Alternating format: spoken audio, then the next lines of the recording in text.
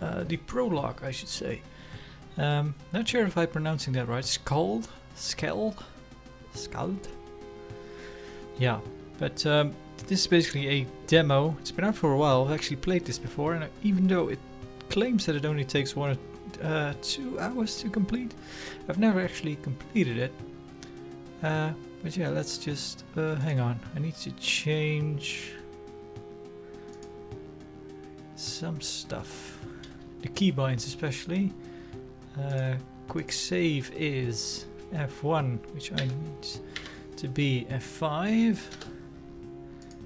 And I want F9 for quick load. There we go. We'll create a new character. So, right, we get to pick a class first. This note is on every class. Classes, feats and spells are not fully implemented and must be considered placeholders for the final game. Right, clerics offer close range support to their party through area-based buffs and healing. Archetype cleric, core attribute presence. Classes, feats and spells, right, that's the same. Story again. Magi are ranged strikers that can cast powerful destructive ranged spells. A versatile character who combines important non-combat skills with a large damage output against a single target. Rogue agility. Warrior. A frontline fighter that can take and deal large amounts of damage. Warrior strength. I'm gonna go with a warrior. So since the core attribute is strength, let's just bump that up to max, which is 20. Let's see. Measures of character's brawn and physical power. A measure of hand-eye coordination, nimbleness and dexterity. Describes how tough and resilient a character is. So yeah, that makes sense that we need to put some points in that. We have 6 remaining. Mental acuity. Recall and analytics skill. So that may have importance even though we're a fighter. Presence. The character's ability to read and react to surrounding environments and people. We could just do...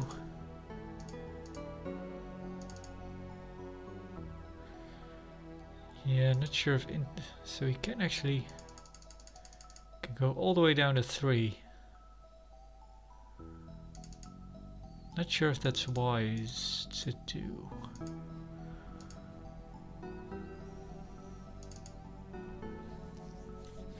Let's go with this. Yeah, so appearance. I've played this, yeah, like I mentioned, I played this demo before, but it's been quite a while since, so I don't actually remember much of it. One thing that I do remember is, yeah, as you can see here, changing the gender, picking male or female, does not influence your how the character looks, the kind of sprite character here. So I'm just gonna go with a male this time, because yeah, to me this is clearly a beard. So I think it's rather it's weird to be running around with. Let's actually have a look at all the portraits. There are 6, I believe. 1, 2. You can customize your character's physical appearance. Changes made here are purely cosmetic. Yeah. Male 2, male 3, female 1, female 2, female 3. Yeah, we'll stick with the default guy here, though I think his hair is a bit more brown. Yeah. Keep the clothes as they are. If you look here, kind of makes sense. Continue. Andros. Yeah, we'll leave that as is. From what I gather, this being a prologue, I don't think there's kind of a full game being developed by a small team, or maybe even one guy. I'm not really sure, but I don't think it's supposed to be that this demo character is going to carry over to the full game. So yeah, I'm just gonna leave it kind of default. We'll stick with Andros. Venture forth. On the dark raging seas of the outer isles, a lone caravel struggles against the winds and waves. The moans of creaking timber, the tang of preserved fish, your eyes slowly adjust to the darkness of the dimly lit ship's hold. So we can skip the intro, but we'll continue. Suddenly, something strikes the hull and the ship rocks violently. Your heart begins to pound, and a feeling of unease grows in your stomach. Let's see, we can rise well rested. We can get up, mouth dry and head pounding. Rouse yourself from deep meditation. So yeah, kind of a more of a character building question. So get up, mouth dry and head pounding. You get to your feet and become aware of agitated voices shouting up on the deck. Something is not right. You should make your way up top and get a bearing on the situation. Be on your way. Right, so here we are. Warrior, male, level 1. Hit points 23, attunement 2, resolve 100, fullness 150. Fullness describes how well fed your character is. Fullness decreases over time. A character with 0 fullness will not be able to recover in camp. Oh, right. Interesting. Didn't know this game had survival elements. Character's morale. Losing resolve may cause a character to panic, flee, or desert.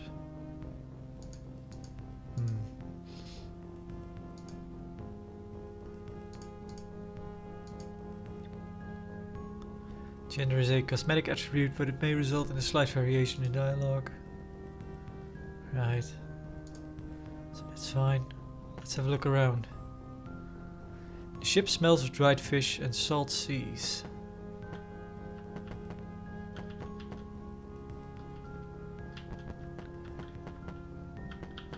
So from what I remember, this game, though it look maybe the final game will, but from what I've played so far and what I remember playing, this game actually isn't optimized for just playing with keyboard. It's probably wise to use the mouse, because seeing the kind of how the interface is looking and just the whole game, I'm inclined to just take the mouse off screen and just use both hands on the keyboard. But yeah, that open. So yeah, we have a dagger. Stuff like this specifically gets a bit awkward when it just doesn't work actually. Well, I think it would. We'll just get all. That's fine. So we'll equip the dagger and we'll equip. Let's see, leather armor is made up of multiple overlapping pieces of leather boiled to increase their natural toughness and then deliberately stitched together. Right. What did the dagger say? A dagger is a fighting knife. Its blade is usually less than 1 foot long and can be curved or straight, with 1 edged or 2. 1 or 2 damage piercing. And we have some gold. A pile of gold with a value of 0 gold pieces. Maybe we just... yeah, we don't seem to have any gold. Can we use it then? This item can be used. Right, let's exit. To your surprise, you realize that this door has been locked from the outside. It doesn't budge. Perhaps you could slip the lock with a thin blade. If you have not already done so, you must equip a dagger. Leave. Yeah, right. So we have. Let's try to be somewhat. Let's try to use the dagger before we go resort to stuff like breaking down the door. You slip the dagger through the gap in the door and lift the bar. That was locking you in. The door begins to creak open. We gain 100 XP for that. As the door swings open, you can now clearly make out cries from the deck above. You should make haste. Battle erupts. Press return on your turn to auto-resolve combat. Charge. What's this? Moves remaining. 2. Let's see. Let's defend.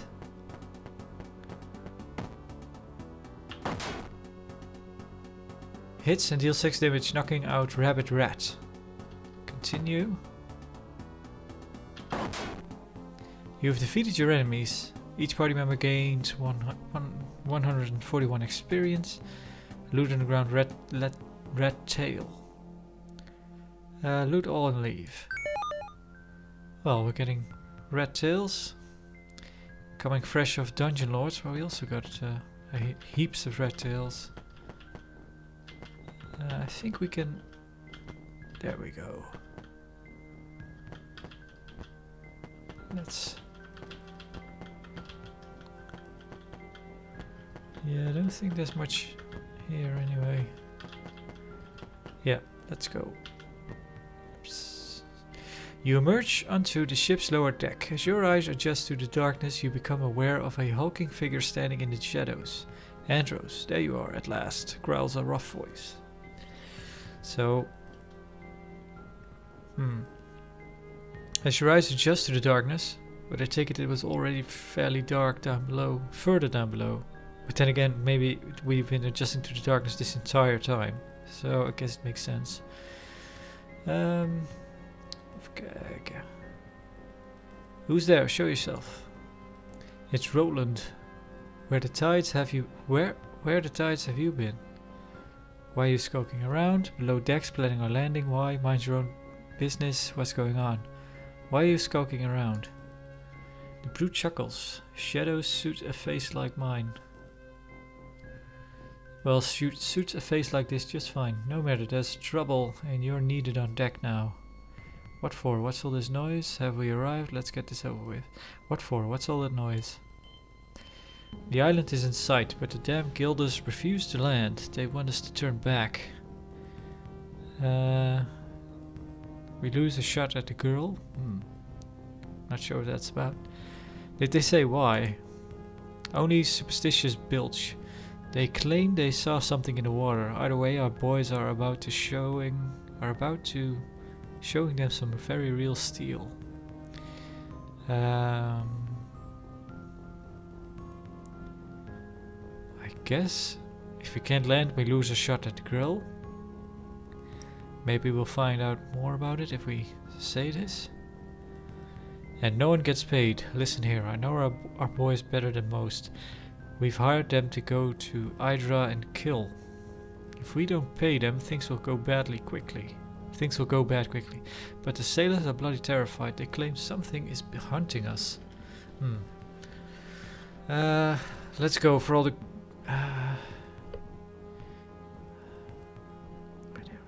No, let's go for all the good it will do. Wait, there's a few sailors up ahead, rattled as a pair of rabbits.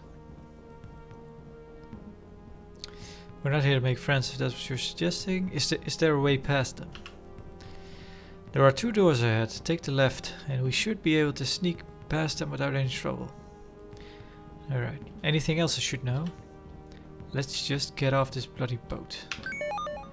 You and Roland begin making your way towards the commotion on deck. Press Q or press the character portrait to swap party leaders.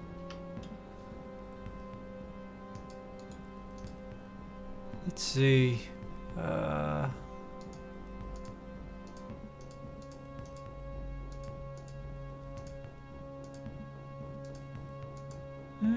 we don't differ that much in stats. Warrior, Mill, yeah. Roland, Andros.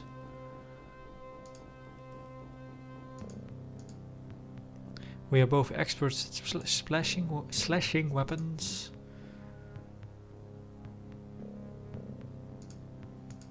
I need to investigate what has happened with the Sphere. I guess that's the boat we're on? Faction is neutral.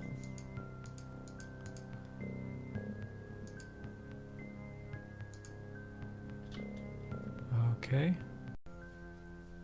Oh, for some reason the recording cut out there.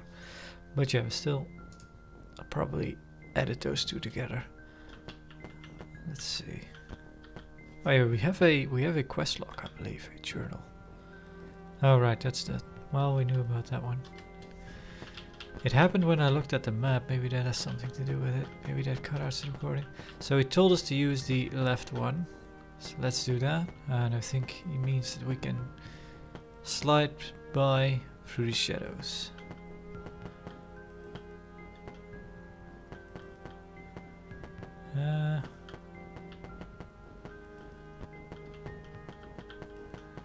Let's have a look at this. A dagger. What are you wearing? You have a bastard sword. Well, that's better.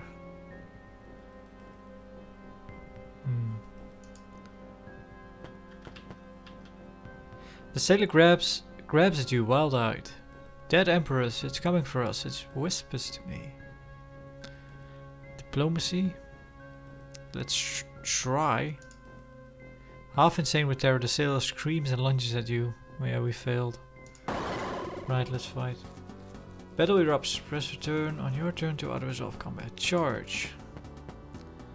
So this is Roland. That almost took care of him. Let's... Oh, we're stuck back here. He's done. Let's see.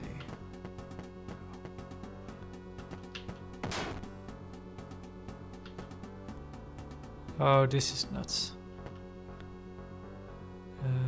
Defend. There we go. You've defeated your enemies. Each party member gains 78 experience. There's loot short swords. Loot all and leave. Let's give Antros a short sword.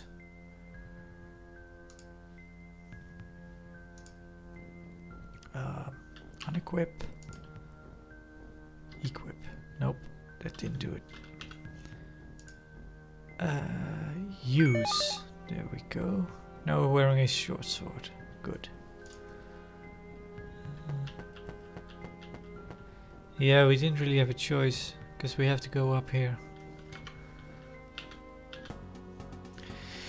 You emerge onto the deck. You see two groups of men facing each other with weapons drawn. The ship shakes violently in the grip of a storm and as lightning tears across the sky.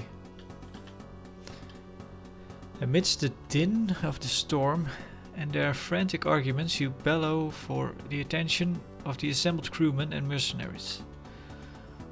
Both the ship's captain and the leader of the mercenaries you hired, a coarse thug of a man named Estavo, turn their attention to you. They look ready to use the unsheathed weapons in their hands at the slightest provocation. Let's try and talk to the ship's captain. Let's see what he's so afraid of. You direct your attention to the ship's captain. You know him to be a reasonable but suggestible man. At present, his usually placid eyes are wild with panic or anger. Why have we not dropped anchor? Something dire stalks these shores we cannot approach without risking the ire of that horror. A jittery mutter of agreement rises from the sailors, causing Estavo's eyes to darken even further. What horror? What have you seen? Naught but glimpses. My men have seen the shadows of something deep in water, stalking us. Nothing natural moves like that. Estavo glares murderously at the captain.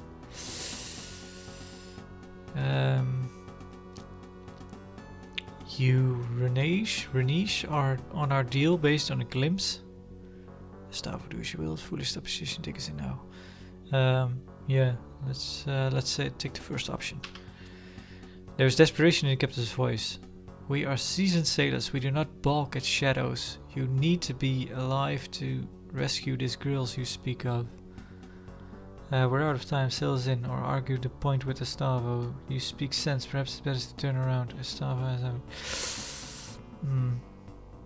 Well, it seems we're out of time. sail us in, or argue the point with Gustavo. Yeah, it's still not clear what girl we're looking for, but it's kind of the point, right? So I'm guessing we're in a hurry. Not sure why, but let's just assume we're in a hurry. So let's choose one. Gustavo turns his steely gaze from you to the captain. Let me spell this out for you, Sea Dog. We contracted to rescue the girl, but if you don't get us to the shore, we'll gut you for free. The mercenaries you hired all shift their weight in anticipation of making good on that promise. Captain, he's right, do what you were hired to do. Gustavo convinced the man. Let's try to reason with him one last time. Something changes in the captain's expression. He stands tall. I will not order my ship and my men to certain doom. We shall not get any closer to the coast while I have command.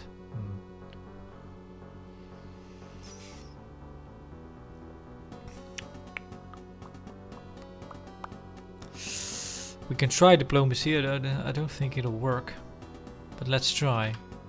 Oh, success! Well, that's a surprise. A few of the ship's crew lower their weapons. The captain's eyes flit between you and Gustavo's murderous grin. He sheathes his blade and speaks softly, his voice barely audible over the snapping sails. So be it. May the deep have mercy. Alright. Suddenly, huge, monstrous tentacles burst from the water around the ship. Guess the captain was right. For a split second before the terror sets in, you wonder what Gustavo must be thinking as the monstrosities loom over him. After reaching their full height, the tentacles curve inwards and smash into the ship. Some pierce straight through the deck, others snap the masts like they were matchsticks. You stand frozen in place. Through a haze of splintered wood and panicked screams, you notice Roland. He throws himself out of the way of the tentacle, but begins to fall overboard as the ship lurches once more. Let's go to Roland's aid. You dash towards the ship's fractured rail, dodging holes in the deck and wounded men, beseeching you for help. Roland hangs by one arm from the side of the ship. Try to grab it. You lunge for Roland's arm, but he loses his grip and your fingers close only around thin air. You missed him by an inch. He falls wordlessly downwards. You watch as he is swallowed by the raging sea. The ship is listing fatally. And you see the great tentacles high above you, poised for the coup de grace. Abandoned ship. As you jump, you hear the terrible rending of wood giving in to flesh. The impact of the water winds you, the waves pummel you down. The current beseeches you to go deeper, ever deeper. Peaceful blackness. Sink.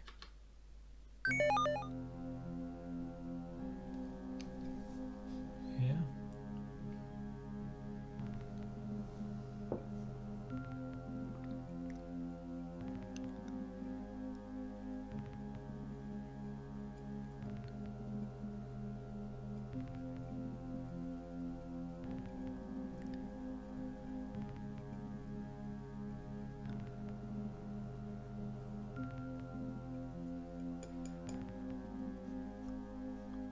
Well, now the question is, do I need to press something? I guess.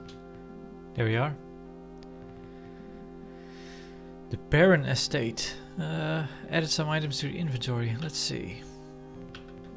Oh, nothing. We lost stuff, rather. The Severe. Need to investigate what happened. A mutiny had broken out as the crew refused to bring the ship closer to Hydra. They claimed the ship was cursed. The Severe was sunk by a terrible, unnameable creature of the deep. Right. The villa of Lord Cato Burin. 2 weeks earlier. Right. So. Who's this then? An aging armored man in the livery of House Byrne stands and scowls at you. Eyes like coal peer out from a craggy face, fringed top and bottom with wild white hair. I don't like either of those options. Let's try to walk on by. Tell me, boy, what would your father say if he knew you considered yourself the better of his old friends? Though his voice is full of gravel, there's now a glint in his eyes, as though the old coals have begun to warm up. Gideon, is that you? I have no time for ghosts of my father's past. Say nothing, keep barking. Alright, let's bite. Gideon, is that you? A single bark of laughter emanates from the dense beard as he embraces you in a crushing bear hug. Gideon may older and grayer, but from the force of his hug you don't reckon you'd have any more chance of beating him now than you did as a 12-year-old boy. Let's see, go easy, you old boar. It's good to see some things haven't changed. Right, let's do 2. Gideon steps back and allows you to breathe again, before grabbing you by the shoulder. We heard of your father's passing. Truly, he sits with the golden dead now. Tell me, how did he die? Let's see, inglorious battle, drunk and reeking. Let's not dwell on old wounds. Do you know why I'm here? I don't like either the first or the second option, so let's do option 3. Master Cato will chew your ear plenty when you see him, Andros. Lyra, the new master-at-arms, awaits you by the main entrance. She'll escort you, and don't ask her not to, if you think I had a temper. If you think I had a temper. The joke fails to hide the note of anxiety in the grizzled house guard's voice. Should we try diplomacy plus 15 again? Probably gonna fail, but let's. Failure, right. I won't betray my master's confidence by saying more. Best you see him yourself. The man offers a smile, but it fails to iron out the concerned creases around his eyes. Very well. I'll go to look for the master-at-arms. If you want to explore for old time's sake, take this lantern. Cato will wait, and we don't want you getting lost in the hedge maze again. The man laughs heartily and hands you a small brass lantern. Activate or deactivate the lanterns by pressing T. Whatever may come to pass, it did this old warrior a barrel of good to see you again, boy. The old man slaps you on the shoulder in parting, almost knocking you off balance. Right, so we can explore now. Right, I'll leave the first episode here for now because, well, now I have to stitch 2 episodes together because the recording fell out in the middle, and that's going to take a while, so I don't want this episode to run too long. So, yeah, I hope to see you soon for the next one. Thanks for watching.